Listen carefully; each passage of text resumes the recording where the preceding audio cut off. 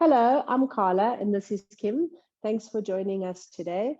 We are beginning today's practice seated in Virasana. For Virasana, have a blanket. You'll see the blanket just gives you a little bit of softness for your knees and the front of the ankle, especially if you struggle to extend that front ankle.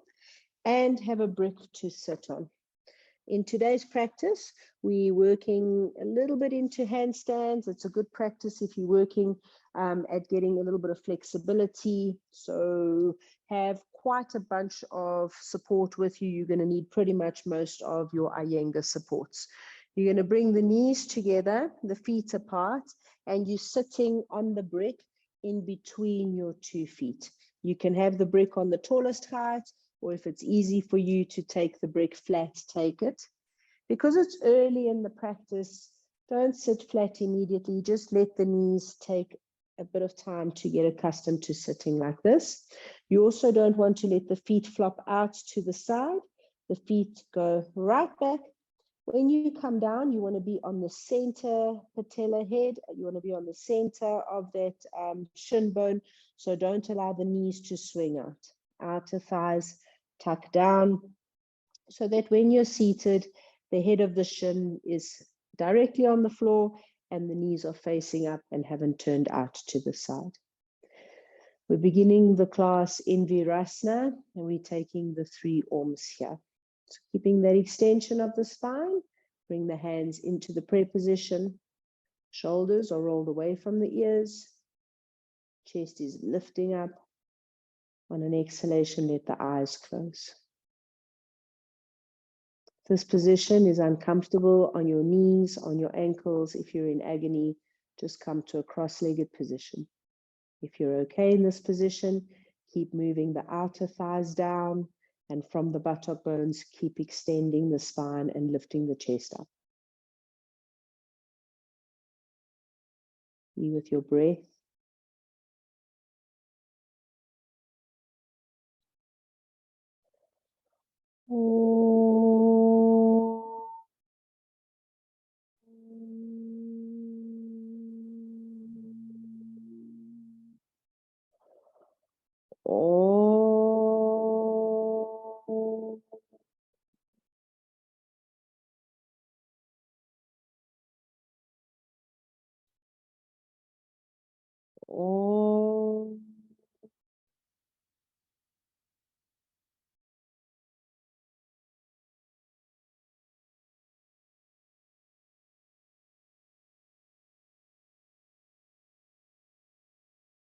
On an inhalation, really lift the spine up and open up the chest, and keeping that lift of the chest, drop your chin down on an exhalation.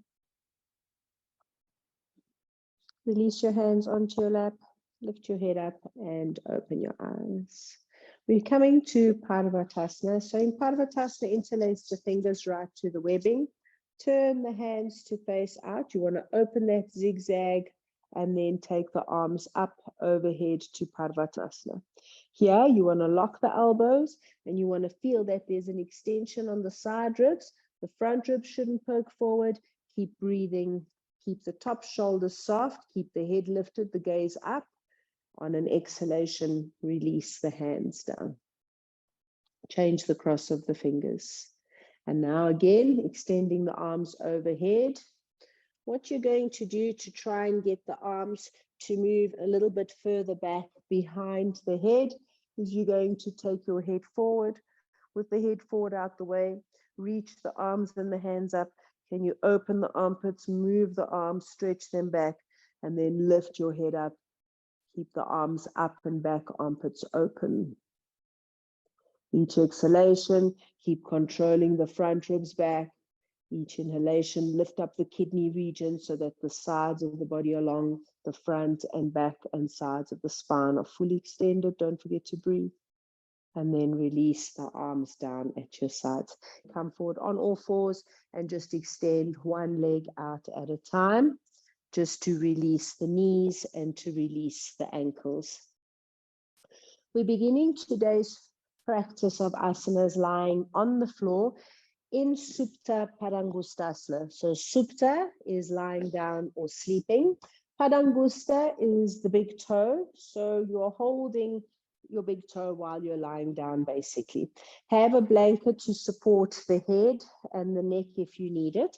Make sure you set up so that you've got space over your head, because we are going to, in the second one, take the arms overhead into Urdhva Hastasana. And you want to have a strap nearby, especially if you're not very flexible, especially because it's early on in the practice, you might not be able to quite get your hands, your foot to your hand. Right, so once you've laid in Supta Tadasana, you want to move the flesh of the upper back down the body. You want to move the flesh of the buttocks down towards the heels. You're pressing the thighs down, the feet are engaged as if you're standing on them in Tadasana, and the hands are at your sides, palms facing you as if you were in Tadasana. You want to move the front shoulder towards the floor to keep that openness in the chest. We are going to be working into Virabhadrasana 3 today, and that openness in the chest is quite difficult to get. So from here, let's take the arms to Urdhva Hasta in Supta Tadasana. Feel here to stretch the arms overhead, keeping the hands shoulder distance apart. And as you stretch the arms overhead, exhale, press the front thighs down. Keep the front ribs controlled down. Keep pressing the hands towards the floor and see what different shape the chest is in. Can you still try and find some openness, getting that openness in the armpits? Bringing the hands back at your sides. So for the first Supta Parangustasana 1, we're just bringing both hands to hold the foot. So bend up the right leg. When you bend up the right leg, you're going to take the strap around the ball of the foot. You're holding the strap in both hands to keep that broadness across the collarbones. You want to keep the back of this right knee open, so you're keeping that knee firm and strong. Kim's doing a good job of keeping this length in this right waist, so don't allow this right buttock and thigh to reach up towards the armpit. You want to keep the root of the thigh away so that both sides of the body are nice and long. Shoulders relaxed, upper arms drawing back into the shoulder sockets to keep the chest nice and open. Breathe into that openness. So for flexibility, you just have to work at it. You have to spend time here. You have to keep breathing. You have to explore the pose. When you've been here for a few breaths, maybe you can bring the leg a little bit closer towards you. As you bring the leg closer towards you, remember this resistance of the right thigh, the right outer thigh, right outer hip region. And you can also play around with the shape of the foot. So as you stretch into the heel, the back of the leg opens. So point the toes towards the face, stretch into the heel, feel the extension in the back of the leg. And then keeping that extension of the back of the leg, if you stretch into the big toe mound, feel how that front leg engages and strengthens also. With that strength in the front leg, last little exhalation, let's see, can we split the legs apart? As you bring the right leg towards you, you keep the left thigh pressing down. Soften the shoulders, the neck, the throat, so you're not doing it with grit. And then release the right leg down. Rest it next to the left foot. So you just in Supta Tadasana, resting that right leg and hip. When you're in Supta Tadasana, just realign the sacrum. So if the right buttock did shift, you can align here. Bending up the left knee. You want to make sure, again, that you keep that length in the left waist. So as you bring the left leg up, the root of the left thigh stays in its place. Before you start tugging at that left leg and bringing it towards you, make sure that this right leg is descending. The foot tends to want to roll out to the side on the right side. So keep the right inner thigh pressing down so that you can keep that right foot on the center back heel. Stretch both legs. Firm up that left knee. Bring that left thigh to the bone. Stretch the heel away from you at first to get that extension of the back of the leg. And then with that full extension of the back of the leg, you bring that big toe mound into the strap. See, can you get lovely action in that front leg? And with that alert right leg on the floor, press that right leg down. Don't let that move.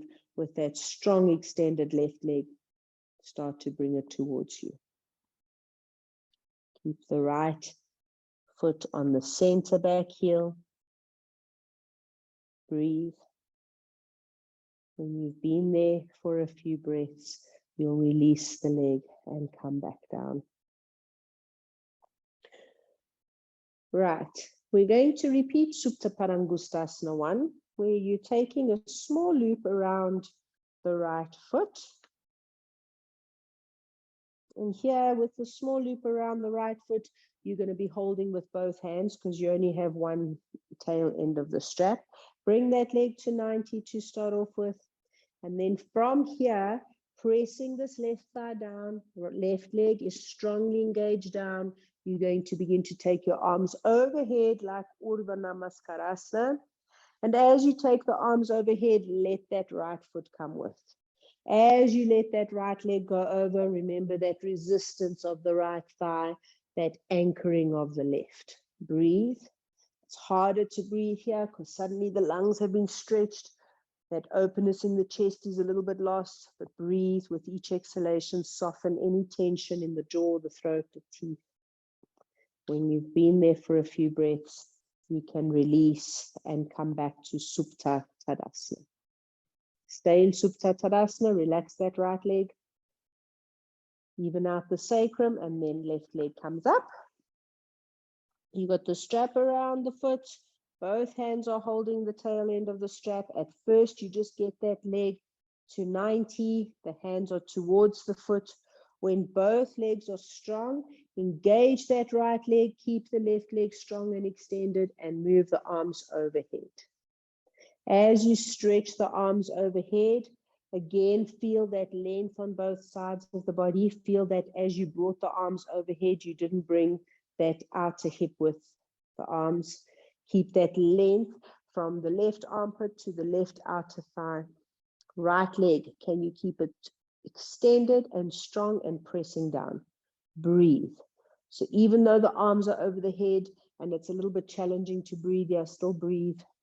So this is the warm-up. This is important that you get this kind of freedom in the chest, this movement in the legs. And then releasing the arms back, releasing that left leg, come back to Supta Tadasana.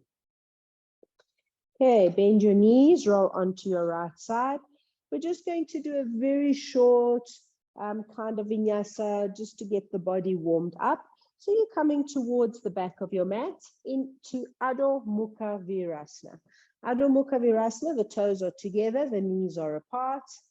You're stretching your arms forward towards the front end of your mat. We are going to be doing Uttanasana. So if you really know you're not very flexible and you're not great at forward bends, have a set of bricks handy. From Adho Mukha Vrksasana, as you pin the buttocks down to the heels, keep extending the arms forward, lock the elbows, stretch the arms forward. You want to spread all the fingers wide and keeping the index finger and the thumb mound down on the floor. Come up onto all fours, turn the toes under, and come to Adho Mukha Svanasana. Adho Mukha Svanasana is downward facing dog. Inhale, stretch the arms and the legs. Exhale, bring the spine into the body to create that triangular pyramid shape. Let go of the head. Keep pressing into the index finger and the thumb mounds, and you're going to look forward, lunge the right foot forward, come up onto the fingertips, and from this lunge, descend the hips, stretch into that left leg. Again here, you're keeping this right waist long by keeping the right buttock moving away from the right armpit. Keep dropping the hips so that you're deepening the lunge. From here, step forward to Uttanasana. Ardha Uttanasana is found the halfway. So fingertips under the shoulders. Extend that front body. If you're feeling warmed up enough from Supta Parangustasanas, you can complete your Uttanasana going into the full forward fold. From here, just tighten the legs. Inhale, stretch to the halfway lift and come to standing in Tadasana. From Tadasana, arms overhead. As you exhale, sit into Utkatasana. Keep the length of the buttocks down. Keep that lift of the shin up. Don't forget to breathe. On an exhalation, swing down. Straighten the legs to Uttanasana. Head down. From Uttanasana, look to where you're going. Step your right foot back in line with your right hand. Left foot back in line with the left hand. Coming to Adho Mukha Vrksasana, downward facing dog. Stretch the legs, stretch the spine. Keep opening the armpits towards the knees. Keep opening the knees towards the wall behind you. If you're tired, you can release into Adho Mukha Vrksasana, which again is the knees on the floor. Otherwise, stepping the left foot forward, come to a lunge. In this lunge, you want to stretch into that right heel.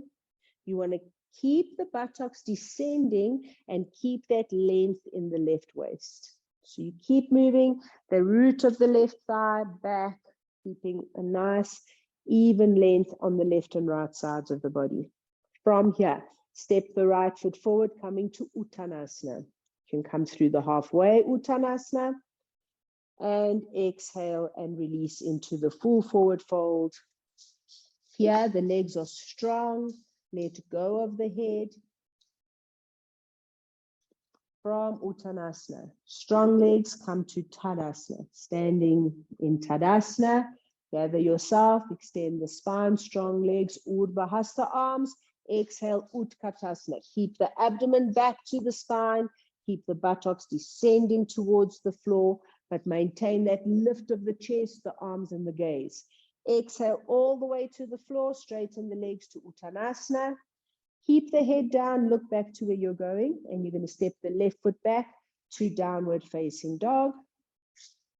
From Adho Mukha Vrksasana, downward facing dog, you're going to release into Adho Mukha Vrksasana. So bringing the knees to the floor, take the knees apart, toes together, sit back, coming to Adho Mukha Vrksasana. In Adho Mukha Vrksasana, this is your restorative, so relax the elbows so that the arms and the shoulders can have a moment to release. We are going to come back to Adho Mukha Vrksasana now, downward facing dog, but you're going to come to the front end of your mat so that you've got space behind you to lift your legs, because we're going to do Eka Pada. Eka is one, Pada is foot, so Eka Pada is lifting the legs up. In Adho Mukha Vrksasana, because you want to keep the hips balanced when you're lifting the legs up, you're going to keep the feet together, right? So coming to downward facing dog from the front of your mat. You can come from Tadasana to Uttanasana, step back to Adho Mukha Vrksasana. When you step back, bring the feet together, the midline of the feet in line with the navel, in line with the nose. Keep this downward dog shape. So often when we lift the legs, the body wants to swing forward into like a plank position. You want to keep the shoulders firm, keep the armpits open, and lift up the right leg. When you lift the right leg, keeping the sacrum and the hips level is a challenge. So keep lifting the root of the left thigh, and it's the right inner thigh that rolls up to the ceiling. Notice, are you swinging forward towards your hands? Can you come to a downward dog shape? And make your downward dog light by lifting through the front hip. And then release that right leg down. When you're ready, keeping that right hip alert, keeping the spine into the body, head lets go, and take the left leg up. You take the left leg up from the inner thigh so that the foot and the knee stay facing the floor. You keep the sacrum level, you keep the spine long and pushing into the body, let go your head. And with that lift of the hips, create lightness, stretch the front thigh away and back. See, can you get that right heel to descend? And then on an exhalation, release the foot down. You can come to Adho Mukha Vrksasana in between, especially if you're a beginner. Come to Adho Mukha Vrksasana to have a little rest to catch your breath. We're going to repeat Adho Mukha Vrksasana again. And instead of being so restrictive with the hips, we're just very quickly going to do Eka Pada, where we're opening up the hips and just let the legs split apart. So feet together, Adho Mukha Vrksasana, downward dog. And very quickly, right leg, take it up. Let the hips open. Let there be freedom in that right leg. Let the heel ascend. And when you've been there for a few breaths, release that right leg down. And then once you're in downward dog for a breath, lift the left leg up. Lift the left leg with complete abandon. Let the hips open. You're still keeping that downward dog shape. Both legs are still stretched and strong. And when you've been there for a couple of breaths, on an exhalation, release that leg down. On the next exhalation, just be in a deep downward dog. And then taking the knees to the floor, come to rest in Adho Mukha Vrksasana. Adho Mukha Vrksasana, once again, it's a restful pose. So leave the elbows on the floor, let the shoulders relax, let the head and the neck quieten, let the arms be completely rested. In Parsvottanasana is a forward bend. So if you're unable to extend forward to the floor in Parsvottanasana, have a set of bricks. The bricks are a very, very useful yoga prop. We're coming to Parsvottanasana, and especially if you're not flexible, especially if you're a beginner, take a set of bricks to rest your hands on. The bricks are super, super useful. Get yourself a set of bricks, or you can also use a small bench if you need. You're coming to stand in the middle of your mat, have the 2 bricks near the right side of your mat, and we're coming to Tadasana. In Tadasana, the feet are together, you're standing tall and straight, and you can decide whether you're going to step or jump the feet apart. So bringing your fingertips to the chest, you either take the arms and the legs apart by stepping or by jumping. You want the ankles to be as wide as the wrists. And once you've got this full distance, bring your hands onto the hips. With your fingers touching the front hip here, these front hip bones have to turn to the right. So turn the left foot deeply in, turn the whole right leg out. If you feel very wide and unstable, you can step that back foot in a little bit more. Now, this left hip has to go forward and the right hip must come back. With your hands on your hips, you can guide that. You're trying to keep this outer edge of the left foot on the floor. Left inner thigh rolls back and the right thigh sucks up. The bricks, you want them in line with your ankles as you exhale and come down. Keep that movement back of the roots of the thighs. Extend your chest forward, your spine forward to come onto your bricks. At first, this may feel wobbly, like you're on a tightrope. Press the feet into the floor, grip the feet into the floor, let the legs feel strong. Once you're on the bricks, it's easier to adjust. So once you're on the bricks, start to really lift up that right hip, turn that left hip to face the right foot, and get that sacrum into the body. The beginning of the forward bend is that sacrum moving into the body. If the sacrum can move into the body and you can keep the spine into the body, and you're able to keep an extension in the front body when the legs are straight, then you can start dropping your bricks and coming a little bit further down towards that right leg to complete a little bit more of a full Parsvottanasana. In the classic Parsvottanasana, the hands are behind the back in the prayer position. So because balance can feel a little bit weird in this position, to come up, come to the halfway first, extend the breastbone forward, and as if there's a tug of war, the root of the thighs have to draw back. Pressing into the feet like you want to rip the mat apart, come up. Turn the feet, step the feet back to the middle of your mat, coming to Tadasana. Rest in Tadasana, catch your breath in Tadasana. We're going to prepare to do the left side. So you take your bricks to the left side of the mat, and from Tadasana, fingertips to the chest, and on an inhalation, you either step or jump the feet apart. Here, once again, take the hands onto the hips, let that be your guide. Turn the feet, turn the hips. That right hip has to turn towards this left foot. This left hip must move back towards the right foot. Turn that right inner thigh up to the ceiling. Bring the left outer thigh back. From here, with strong legs, like you're ripping the mat apart, take your hands to the bricks. Once you're on the bricks, it's much easier to correct. So feel, is the sacrum level? Is this right hip bone in front where my fingers were a moment ago pointing towards my left foot?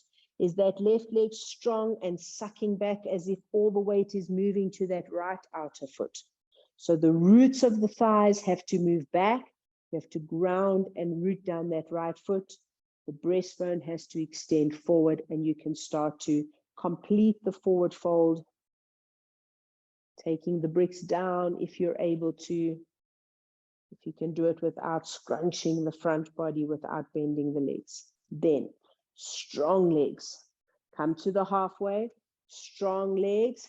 Push back with the thighs. Extend the chest forward to come up. Turning the feet, you're going to step the feet together and come back to Tadasana. Right, so Ardha Uttanasana.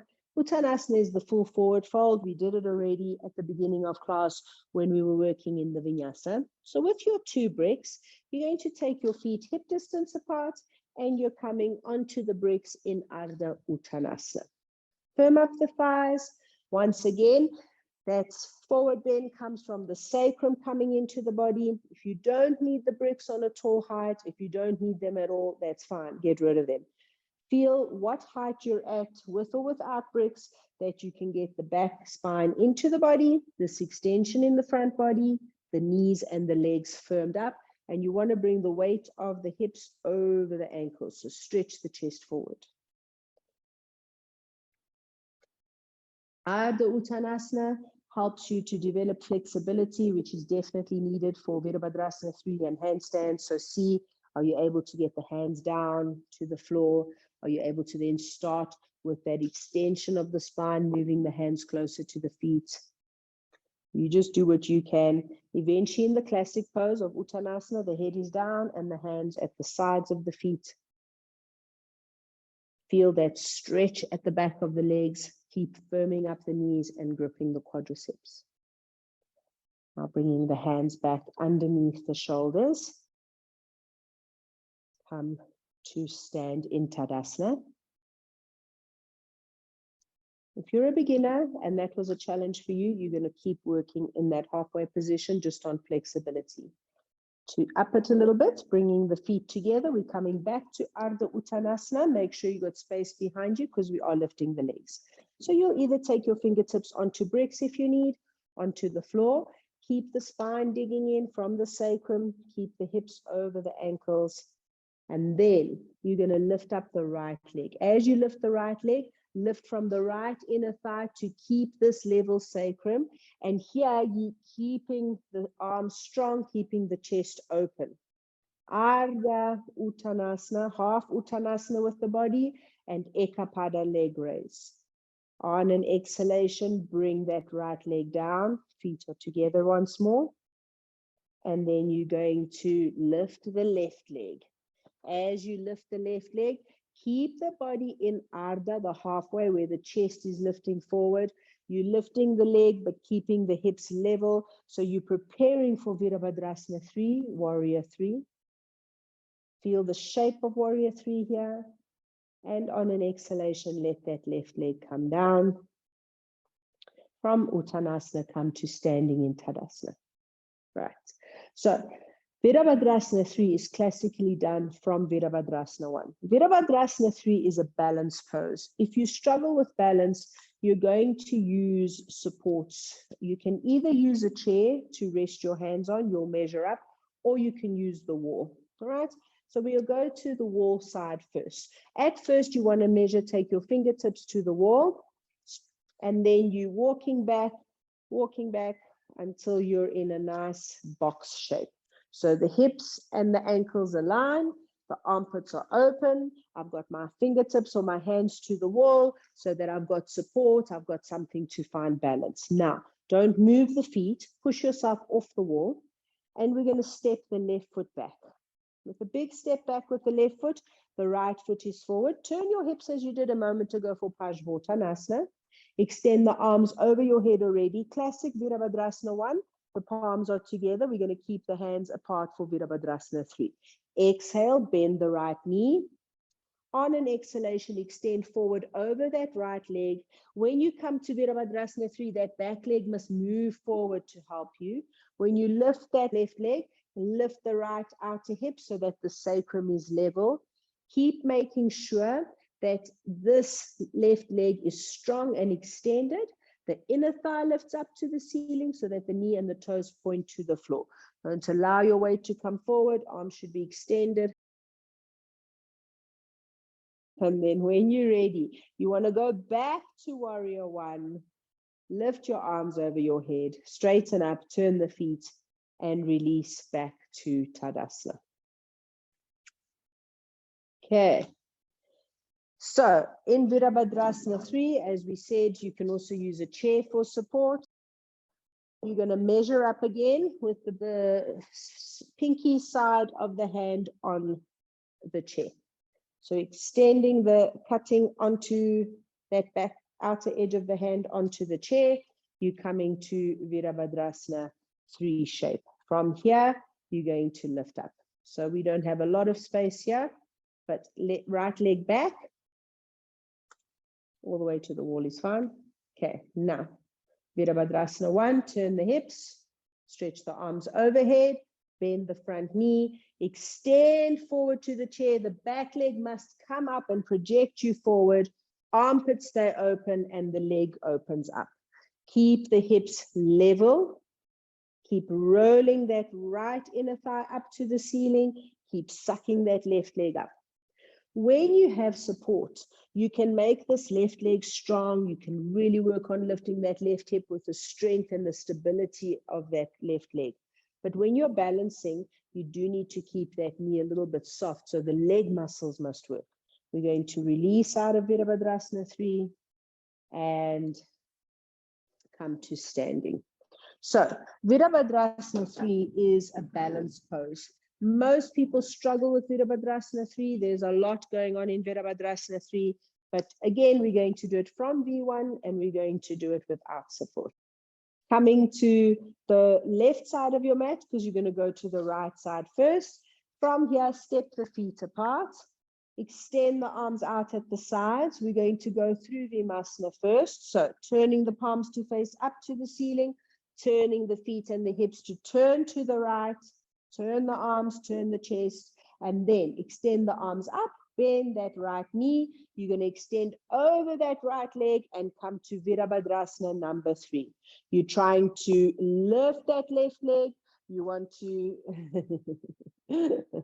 I pushed you over. I was trying to help you and I didn't help at all. So in Virabhadrasana 3, if you fall out of it, as you inevitably will a few times, just come back to it. Back to Virabhadrasana 1. I won't interfere with you. You're going to extend forward, find a quiet spot for your eyes. Try to straighten up the spine, the standing leg, the back leg. And in your own time, you come out of it. So one side is always a bit worse off than the other. We'll see. Stepping the feet apart to the right side of your mat now, because you're going to go to the left. Turn the feet, turn the hips. Stretch the arms over your head. Bend the front knee and go. Just quieten your gaze. Step up onto that left foot. Once you're balanced and steady for a few breaths, you can come back to Virabhadrasana 1.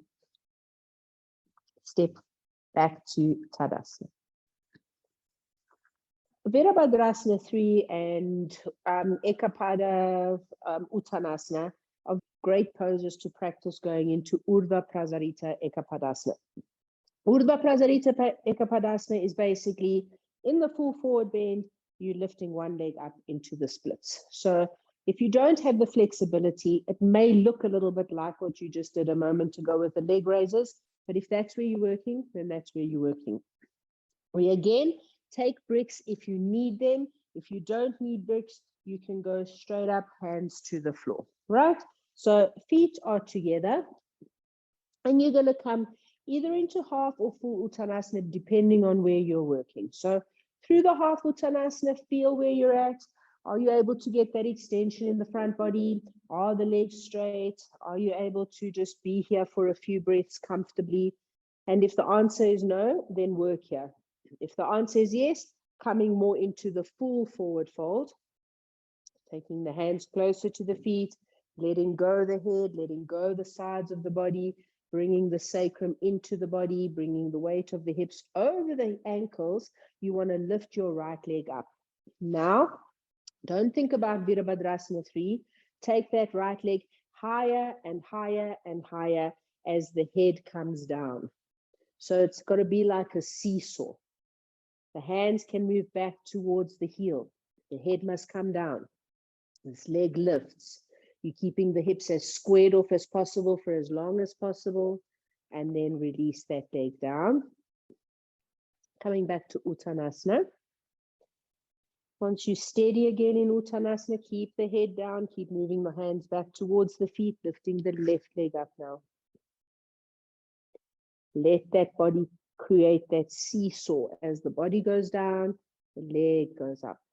Standing leg is strong. Yeah, we've got both hands on the floor.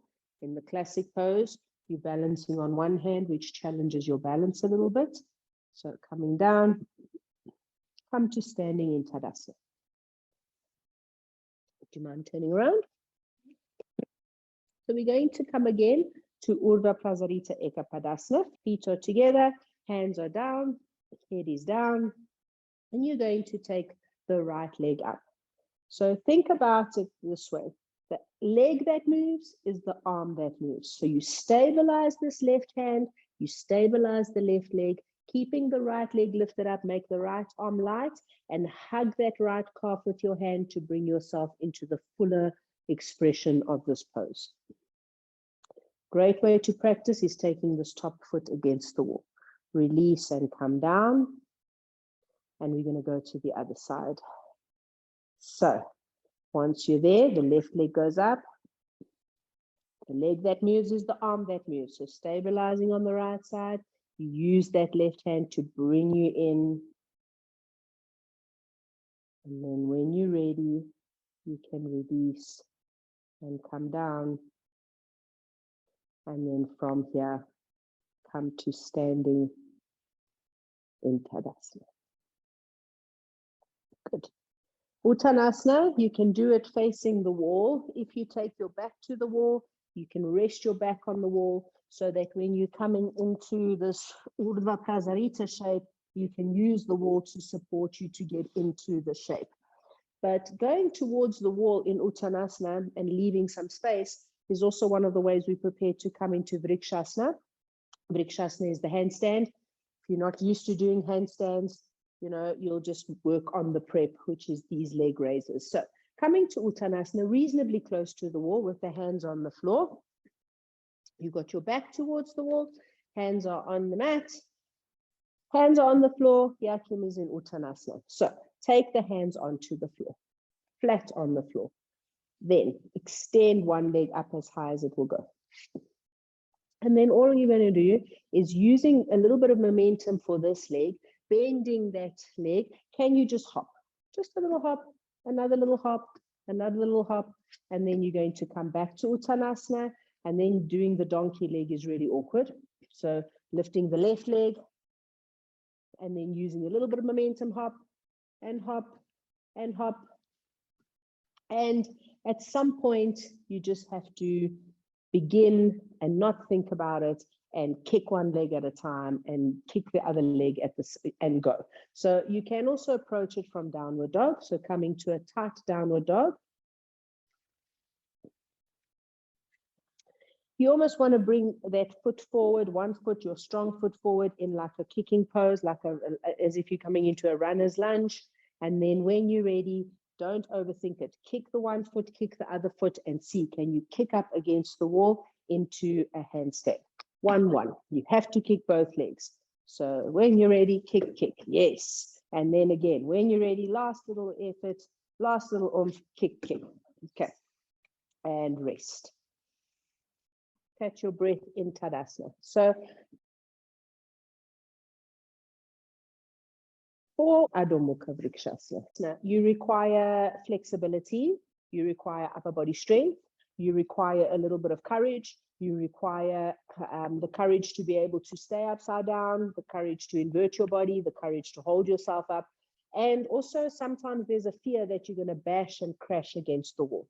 So taking a bolster or a nice the biggest cushion you've got off your couch, place that against the wall so that there's a little bit of padding, and then placing your hands, getting ready to go into it. And now with the padding against the wall, that might give you a little bit of comfort. You want to bring the buttocks over the shoulders as you go into it. Kim is resting her head into the bolster. That's absolutely permissible. And then when you're ready, again, you have to kick, kick. Kick one leg, kick the other leg, kick, kick to go up. Push against the hands, grow tall in the spine. And then when you're ready, one leg down at a time. And you can stay down a little bit. So take whatever support, get a friend to help you, and just work into this Adho Mukha Vrksasana.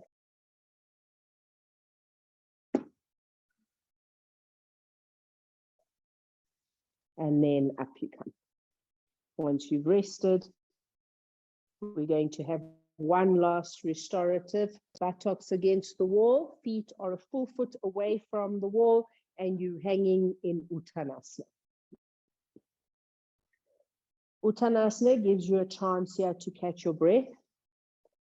If you're not used to doing inversions in a practice, head balance, handstand, and all of these poses can seem quite daunting. So find yourself a teacher or a friend who has an established practice and can help you. But basically, you just need to practice, practice, practice. If you're not accustomed to doing head balance, you're going to do the preparatory of head balance. And then from head balance, the variation we're doing in head balance today is Ekapada. So having your blankets, you can be close to the wall, near the wall if you need to. And we're going to place the triangle of your arms on the blanket. Elbows should not be wide, so the elbows are shoulder distance apart. Some people measure by holding their elbows, but you can also just look visually. Interlace the fingers right to the webbing. Don't clasp the fingers. There's a little bit of space between the hands for the head, and then you can let the head rest down. If you're a beginner and you're not used to being on your head, then keep your head up. Lift your head. Turn the toes under. Lift the knees, and this is where you practice. You press into the forearms, you lift the shoulders, you extend the sides of the body, you lift the hips, and you stay there. As you can, you walk your feet in, you open the armpits, you just play around here. When your arms get sore and tired, you come down, you have a rest. And then when you're ready to go back up again, you're going to change the interlocking of the fingers. So to prepare for a Sirsasana practice, that is what you need to do. Kim's been doing for a while, so you're going to let the head come to the floor. It's the crown of the head. The ear is completely upside down, lifting up the knees, walking the feet in to get the hips over the shoulders, but also keeping this lift of the shoulders so that the neck is protected. Ekapada is lifting one leg at a time. So digging the left foot into the floor, lift the right leg up. As you dig the left foot into the floor, you want to lift the left outer hip also.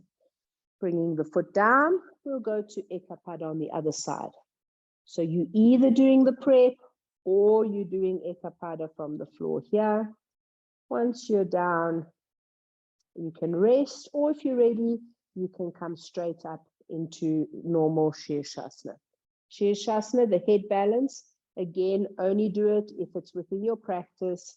Don't start doing Sirsasana on an online platform if you've never done it before. In Sirsasana, you want to keep the forearms pressing into the floor, the shoulders lifted up. You want to keep that extension of the thighs and the legs and the spine and the sides of the body. You want to keep the alignment of the arches of the feet over the perineum, over the crown of the head. And you only hold Sirsasana for as long as it feels comfortable, as long as you're able to make it feel light and balanced. And that is very much basically a lot of practice. You can do Ekapada Sirsasana from Sirsasana, keeping the left foot where it is. Bring the right leg down smoothly in an exhalation. Don't be tempted to go all the way to the floor, especially as a beginner, because it's going to throw you off your head balance. But eventually you are trying to work at bringing the foot down. Once you've released, take the left foot, keep the shoulders lifted, especially when you're doing variations. When you lift that left leg, lift the right leg also. You only hold Sirsasana for as long as you are able to, as long as it feels comfortable and balanced. When you're ready, you come down and you want to rest in Virasana. So you can even cross the hands and rest the head, or you can move the hands back and rest the head on the blanket. Whatever gives you a release of your head, your neck, your throat, your shoulders, your arms. Right. Once you've rested, we're going to come up. And we are coming back to Adho Mukha Vrksasana. Okay, so downward facing dog. Onyx is doing a great job of it. She's just down dog. Right, so Adho Mukha Vrksasana. Now, from Adho Mukha Vrksasana, we are going to come into the lunge. So sometimes it's helpful to have bricks. You're going to step the right foot forward into a lunge. In this lunge, stretch the left foot back, and then keeping the hips low, take the left knee to the floor. If you need a blanket for underneath your knee, take it. Turning the toes under, this shin becomes the foot of the pose. Keep the buttocks down, lift the arms up, coming to Anjaneyasana.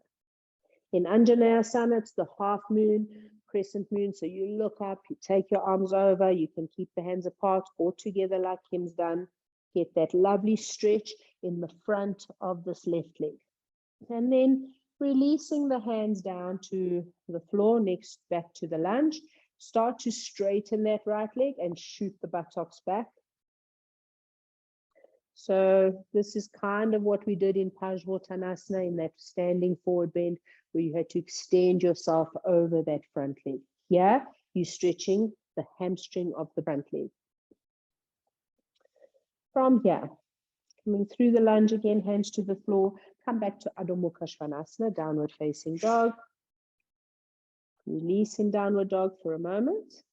And then step the left foot forward, coming to the lunge. Deepen the lunge by dropping the hips. Then take the right foot to the floor. Turn the toes under. That right shin is the foot of the pose. Buttocks stay down. You can either come through by holding onto the knee or come straight up into Anjaneyasana. Lift your chest. This lovely half moon shape. Open the armpits and the chest up to the ceiling. Don't forget to breathe. On an exhalation, release the hands down. With the hands on the floor, straighten that left leg. So first we stretch the front of the back leg. Now we're stretching the back of the front leg. Hanumanasana is the splits. So this position here, this Parsvottanasana shape and this kind of extension forward helps to develop your Hanumanasana. Coming back to Adho Mukha Vrksasana. Have a rest in Adho Mukha Vrksasana. And then bringing your knees to the floor, toes together. Have a rest in Adho Mukha Vrksasana. And rest. So because Hanumanasana is a whole practice on its own, but we have done a lot of ekapadas, we'll just do a very quick Hanumanasana prep here. You might not be able to get down into Hanumanasana at all, and that's fine. You can use a blanket just to let that foot slide, but make sure you're in control of the foot and it's not going to slide away unwillingly. Have bricks for your hands because you want to keep the shoulders over the hips. So coming from all fours, stretch your right foot forward. Keep the left shin down as you did a moment ago, and then moving the buttocks in. You're going to move the buttocks in, slide that right leg forward, and come towards your best Hanumanasana. Don't put the brick on the blanket because you're going to slide it. Yeah. You want to keep the hips level for as long as possible, stretching the front and the back legs, lifting the chest. And you're only going to hold this as long as you can. If you were going to hold it longer, you would prop yourself up under this right buttock so that you can hold it and just release a little bit. Once you've given a good shot at the right side, come back onto all fours. And then you're going to take the left foot forward and use the blanket to slide the left foot. Keep the right shin pinned down. Keep the hips level as long as possible. Listen to your own body. Recognize when the body says enough and just hang out there with the breath.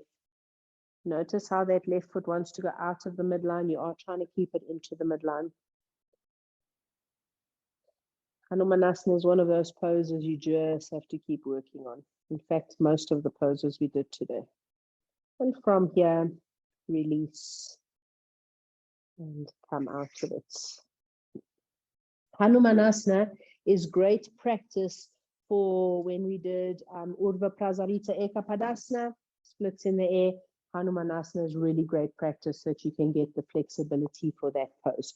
We're coming now to Halasana and shoulder balance. In an Iyengar practice, you will always use support for your shoulder balance and for your halasana. We use square foams. They are an A4 size. It's chip foam. It's quite sturdy and firm. When you place them together, it creates a nice platform so that there's space for your neck. When you drop your chin down, the one that sticks out, C7, the bony one, can take quite a bit of pressure. So you want to have this height support. If you don't have foams, just get yourself some sturdy blankets, and you want to use the blankets, first of all, to hold the foams in position and to create a little bit of softness and slip for your shoulders. Another blanket you're going to take just for your head. If you're able to do halasana and shoulder balance, then you are going to do it in this practice. If it's not something that you do regularly, you're going to do halasana with your feet to the wall. We also use a strap in shoulder balance just to keep the elbows in so that there's support and it doesn't just splay out. And when you measure up your strap, you measure from outer shoulder to outer shoulder so that when you put it on, the elbows are comfortably at the sides. I'm going to be Kim's wall. So if you are a beginner, what you are doing, you're going to kick your feet over to the wall. If you really struggle getting your bum up off the floor, put a bolster underneath the buttocks. So you're holding the strap so you know where it is. You're going to kick your feet over to the wall. If you're a beginner, this is where you stay. If you are more advanced, if you have a regular practice of these inversions, take your feet to the floor. You put your strap on. Halasana, you're lifting the sides of the body. You're keeping the thighs away from the face. Bring the feet together in halasana, and you're holding the back as you would for shoulder balance, Salamba Sarvangasana. Now, lifting the right leg, keep the left hip lifted. This is Eka Pada. Eka, one Pada foot. You can move this left foot closer to your face to help lift that left hip and sides of the body more. Bringing the right leg down when you're done. Have a rest in full halasana. And then lifting the left leg up, keep the right hip sharply lifted by using this right foot. And then from here, bring the leg down to halasana. From halasana, you either can come out of it, or if you have a practice of shoulder balance, you're going to take the legs up to shoulder balance. Shoulder balance is called Salamba Sarvangasana. You're rolling onto the top shoulder. You're using the hands to bring the shoulder blades up and into the body, and you're finding a lovely length from the armpits to the heel. You want to keep the front thighs moving back and the root of this front thigh open. You want to keep the middle buttocks moving forward. So you're creating a nice long plumb line. The shoulders are at the base, the hips stack over the shoulders, the knees and the ankles stack in line too. The back of the neck is long, throat is soft and relaxed. Keep your gaze towards your heart center. Keep the gaze soft. Keep the breath flowing. Keep reaching up the sides of the body and the legs. Shoulder balance is one of the first inversions that you learn. Obviously, don't do it if you have a neck or shoulder injury. And if you have high blood pressure, if you have any eye conditions like glaucoma, or if you are menstruating, you wouldn't do Salamba Sarvangasana. From Salamba Sarvangasana, we can do Eka Pada also. So inhale, reach the legs up, make the body nice and long, keeping the left foot where it is. Bring the right leg down in a nice, smooth exhalation. Keep both legs stretched and strong. You are reaching for the floor, but don't compromise the shape of the trunk. When you're ready to lift, inhale, lifting to both legs so that there's lightness as you reach that right leg up. From here, left leg down. Use the breath out. Keep the right leg back and pinned in its place. Stretch both legs when you're in Eka Pada. And on an inhalation, you bring that leg up and you reach the right leg up so that there's lightness. You only hold Salamba Sarvangasana as long as you're able to. If you want to hold it for longer, you can repeat Eka Pada. Otherwise, if you feel ready, you're welcome to come back to Halasana at any point. From Halasana, you remove the strap And you want to set the strap aside so you don't roll onto the metal bit. Rolling off your support, try not to let the head whip up into a seated position. Roll slowly out of your support, slide down towards your feet so that the head and the shoulders are on the same level, or I prefer to get the shoulders off the level and the head on the support. Relax the shoulders and the neck here. Taking a moment just to quietly release after shoulder balance. We're coming to one last restorative pose, Paschimottanasana. In Paschimottanasana, keep the shoulder balance firm so you can sit just on the shoulder balance firms, and it depends on your flexibility. If you're very flexible, you can just have a brick between your two legs and then you reach forward over the brick. If you aren't very flexible, or if you just want a little bit more of a restful pose, you're going to put the chair over you or a bolster, cross your arms, rest your head, and just relax here for a few moments. Paschimottanasana is a wonderful way to release after shoulder balance. We aren't doing any other poses apart from Shavasana from here. So already you preparing that mental state by having that pressure on the forehead, that release of the forehead skin down, making the eyelids heavy. With the eyes closed, make sure the teeth and the jaw are relaxed, shoulders are relaxed. Just a quiet, supported Paschimottanasana. And then we're going to come into Shavasana. Shavasana is the corpse pose. Shavasana is lying on your back in a straight sort of Supta Tadasana kind of shape. For Shavasana, keep a blanket for under your head, especially if you have, if your head kind of dips back and you can't get the chin lower than the forehead. You want the back of the neck to be long. You want the chin to drop down. Head and neck are supported.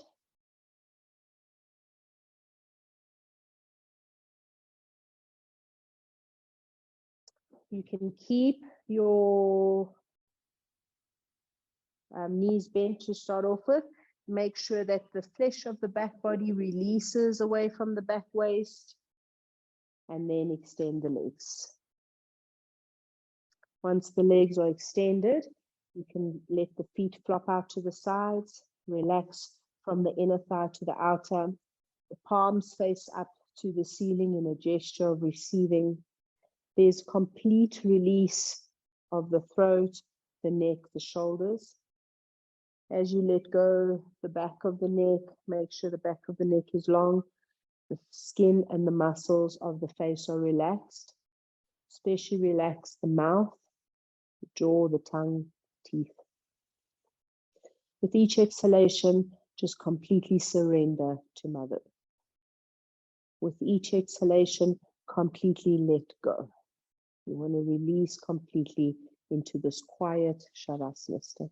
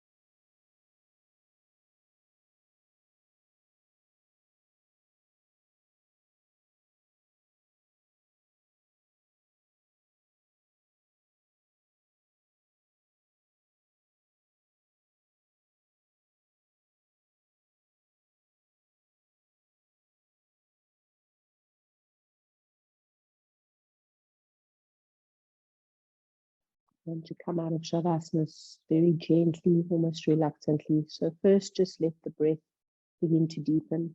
Connect with that inhalation. Each inhalation is just bringing you a little bit closer to consciousness. Bringing your hands onto your abdomen, just connect anywhere And your elbows are still rested, your hands are touching anywhere on your torso where it's comfortable. Feel that breath. On the next inhalation, stretch your arms over your head. Give your body a long, deep stretch. You can yawn or sigh the breath out. And then bending your knees, roll onto the right-hand side. When you roll onto your right side, your head is cradled. Your left side of the body is just holding in this quiet Shavasana state until you feel that the eyes are ready to open. Then pressing your left hand into the floor, use it to work your way into a comfortable seated position. Once you're seated, you're sitting up tall, you're extending up your spine, opening up your chest. You can bring the hands into the prayer position, close your eyes again. Coming back to the breath, just take in these inhalations with a feeling of gratitude until you feel ready to let the eyes open. Let the eyes flutter open and focus. Namaste. Namaste. Thank you for joining us. Thank you, Kim. Thank you. See you next time.